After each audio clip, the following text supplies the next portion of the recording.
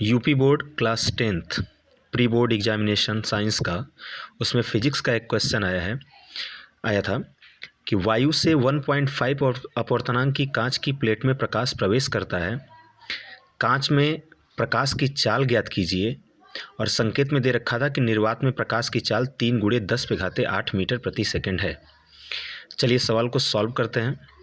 क्योंकि कांच का अपवर्तनांक जिसको हम n मान लेते हैं, n से निरूपित करते हैं, वो दे रखा है हमको 1.5।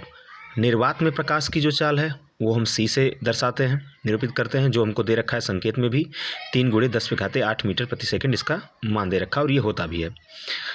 अब हम मान लेते हैं, माना कांच में प्रकाश की जो चाल है वो v है, v मीटर प्रति सेकंड है। हमको क्या ज्ञात करना है, तो ये v हमको ज्ञात करना है।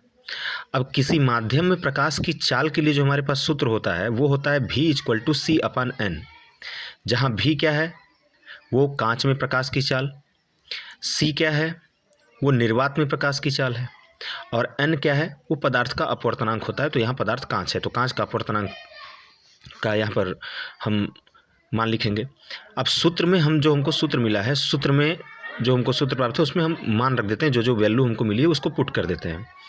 तो v = हमको मिल जाएगा, हमने निर्वात में प्रकाश की जो चाल होती है उसका वैल्यू रख दिया 3 × 10⁸ बटे n, यानी पदार्थ का जो अपवर्तनांक है, तो यहाँ पदार्थ कांच है, कांच का अपवर्तनांक दिया 1.5। अब 1.5 से हम 3 को जब डिवाइड करते हैं तो 2 बार में चला जाता है। हमको मिल जाएगा जो कैलकुलेशन के बाद आंसर वो मिलेगा v = 2 × 10⁸ मीटर प्रति सेकंड। ये इसका आंसर होगा। Thank you.